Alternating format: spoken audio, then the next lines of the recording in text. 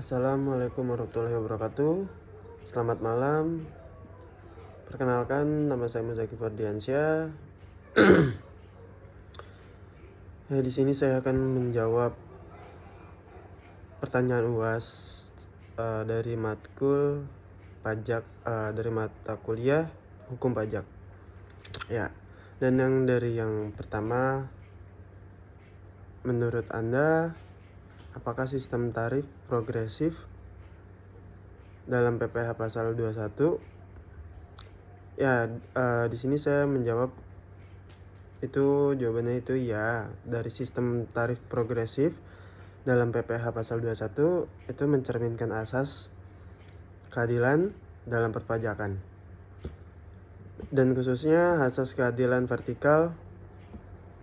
Yang pertama, dia ada di pengertian asas keadilan dalam perpajakan, yang berarti bahwa setiap orang membayar pajak sesuai dengan kemampuan ekonominya. Dan yang kedua, dia ada di wajib pajak yang berpenghasilan tinggi membayar pajak lebih besar atau sebaliknya. Ya. Dan untuk keadilan ini tuh dapat dibagi dua. Keadilan horizontal yang meliputi wajib pajak dengan kemampuan yang sama, membayar pajak yang sama. Dan untuk keadilan vertikal itu dari wajib pajak dengan kemampuan berbeda, dikenakan pajak secara berbeda atau yang lebih tinggi untuk yang lebih mampu, ya. Dan yang kedua itu ada di pasal PPh pasal 21 dan tarif progresif.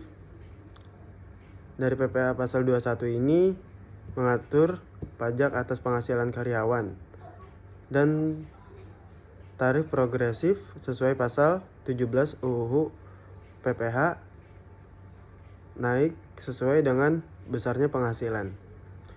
Ya, dari yang ketiga, dia ada tarif progresif mencerminkan keadilan. Nah, di sini membebankan pajak lebih besar kepada yang lebih mampu. Dengan begitu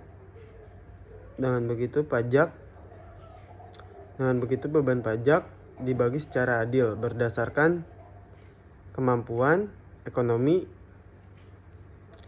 masing-masing individu.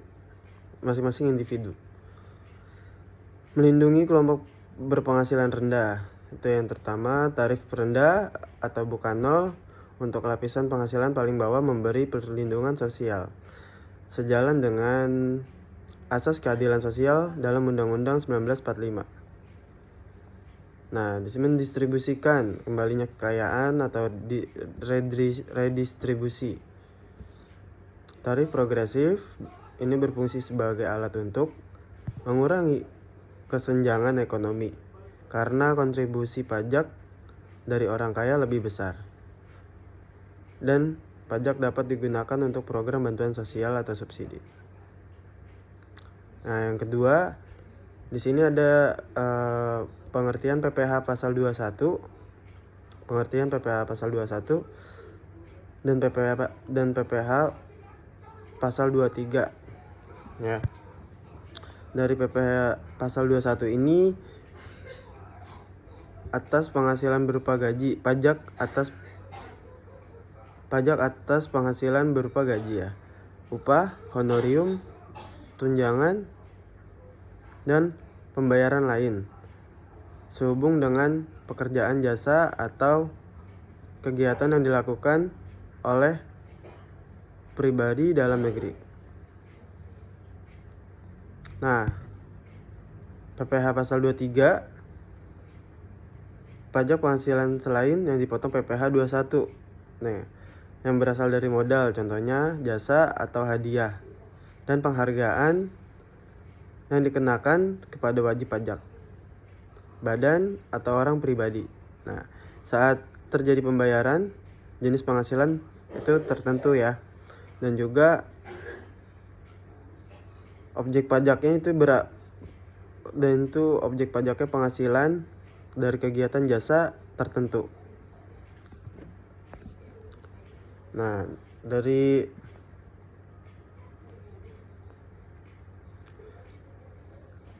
contohnya itu ada di jasa kontribusi contohnya itu ada di jasa konsultan pribadi PPh pasal 21 nih. Contohnya itu seperti Pak Iwan, seorang konsultan pajak perorangan yang memberikan jasa konsultasi kepada PT Sinar Jaya dan menerima honorium 20 juta, ya kan. Dari PT Sinar Jaya ini wajib memotong PPh pasal 21 atas penghasilan jasa yang diberikan oleh Pak Iwan. Nah, di situ ya contohnya ya. Di sini saya juga akan menjawab nomor 3 yang dimana pertanyaannya itu apakah sistem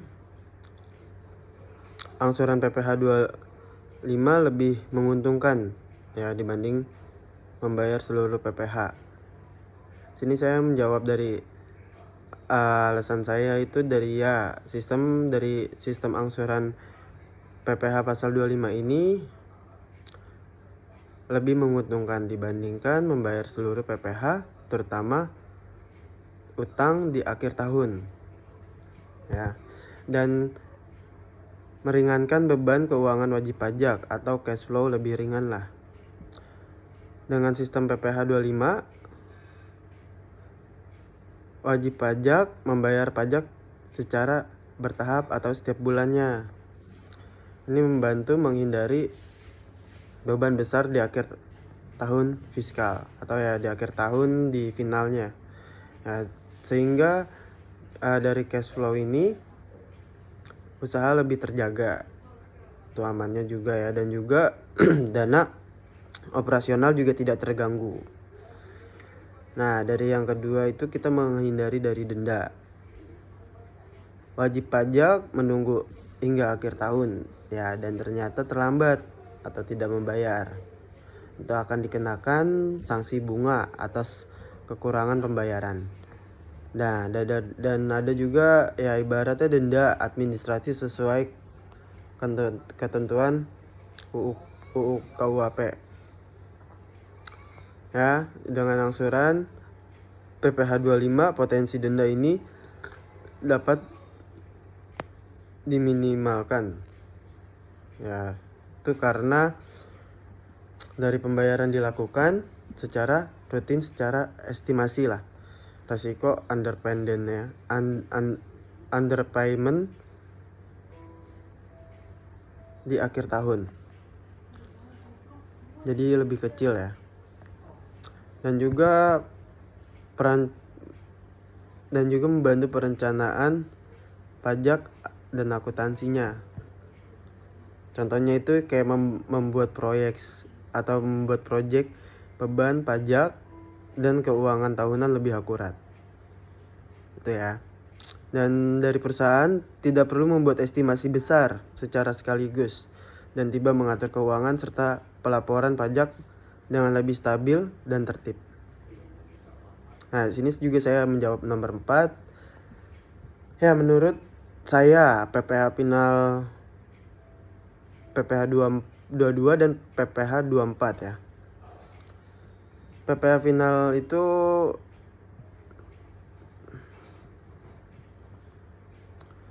PPh pasal 22 dengan pajak langsung, dia merupakan pajak atas transaksi tertentu. Contohnya, misal impor barang pembelian oleh BUMN atau penjualan hasil tambang. Nah, di sini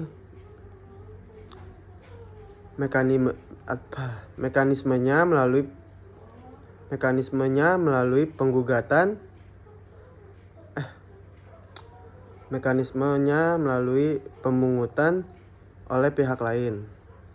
Namun beban pajak tetap ada pada wajib pajak utama.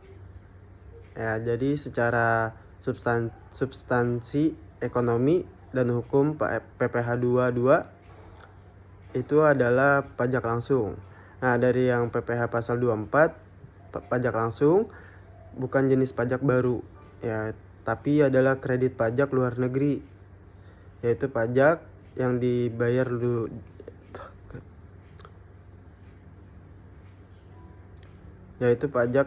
di luar negeri oleh wajib pajak dalam negeri atas penghasilan di luar negerinya.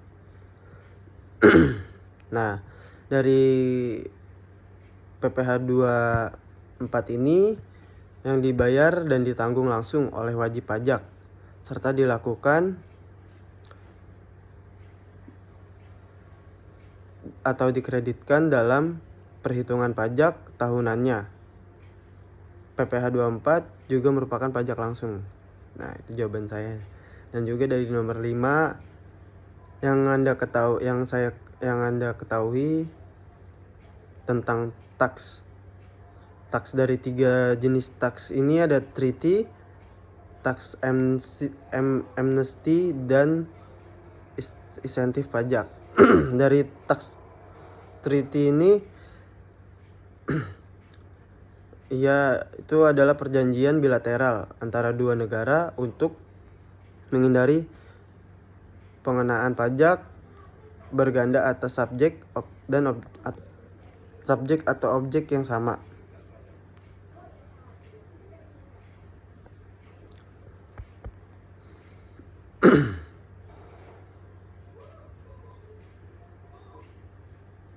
Nah, yang dari yang tax amnesty ini itu ada di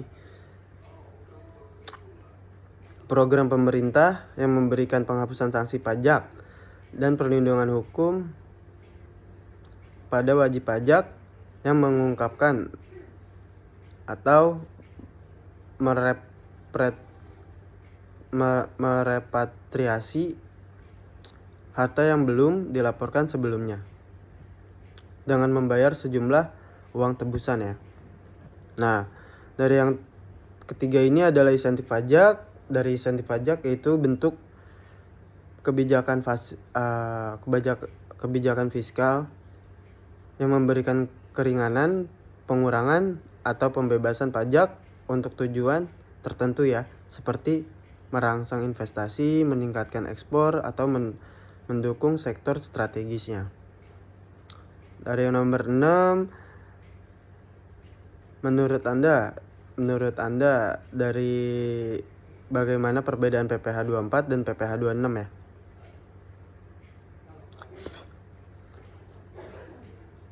PPh 24 itu adalah mekanisme pengkreditan pajak yang telah dibayar oleh wajib pajak dalam negeri.